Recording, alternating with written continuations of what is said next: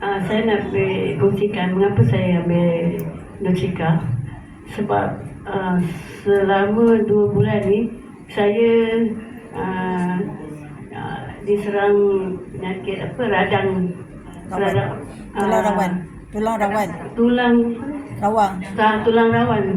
Jadi saya tak boleh berjalan selama 2 bulan ya. Tak boleh berjalan, naik tak boleh jalan. Guna wheelchair. Selama 2 bulan. Saya ni sebenarnya kuat berjalan, tapi bila dah 2 bulan duduk dekat wheelchair, susah hatilah. Sebab saya selalu hantar anak saya, cucu saya pergi sekolah. Saya bawa kereta sendiri. So 2 bulan tu tak boleh nak bawa kereta? Tak boleh lah. Sebab cuti sekolah kan. Jadi saya disarankan oleh Puan Zarina, untuk Abah, kawan saya seorang lagi tu Kak Su, disuruh saya makan Nutrika. Jadi saya pun cubalah makan juga. Berapa kali sekali makan? Saya makan nak baik kan. Semangat nak baik, saya tak pedulilah. Memang mahal lah, bila saya fikir-fikir memang mahal kan. Tapi saya fikir-fikir nak sihat kan. Saya ambil satu hari tu 3 kali. 1 kali ambil pagi 3 sachet. 3 sachet Ya. Pagi 3 sachet, tengah hari 3 sachet, dan malam pun sama juga. 9 sachet satu hari. Ya. Jadi saya nak baikkan, tapi dalam masa 1 hari setengah aja habis kan. Tapi alhamdulillah hari yang kedua tu saya dah rasa tidaklah okey kan, dah rasa perubahan kesembuhan. Jadi kaki saya yang tak boleh begini sekarang boleh gini. Dulu tak boleh sembahyang pun duduk kursi.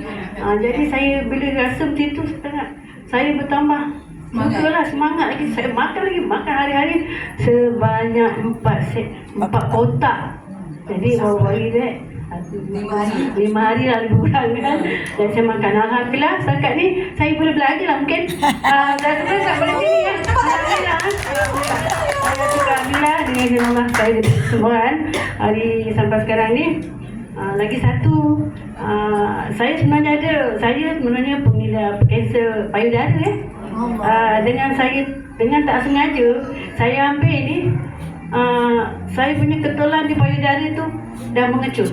Allahu Akbar, alhamdulillah. Saya tak pernah ambil ubat doktor, saya tak pernah buat kemo dan tak pernah apa-apa pun lah.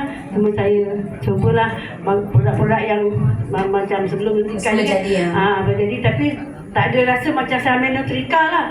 Maksudnya Nutrika bagi perubahan? Ya, bagi perubahan, bagi saya tenaga. Jadi saya boleh lebih aktif lah. Umur saya pun baru 67. Okey.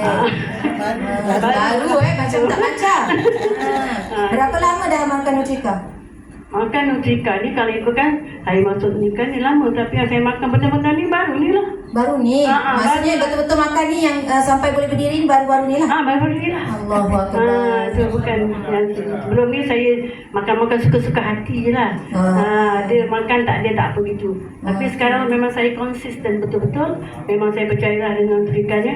Selain daripada dia beri kesihatan kepada kita ya, jadi dia juga boleh menambahkan pendapatan pada kita. Jadi marilah kita sama-sama meraih keuntungan kesihatan dan juga kewangan ya. Dan terima kasih, itulah solusinya saya.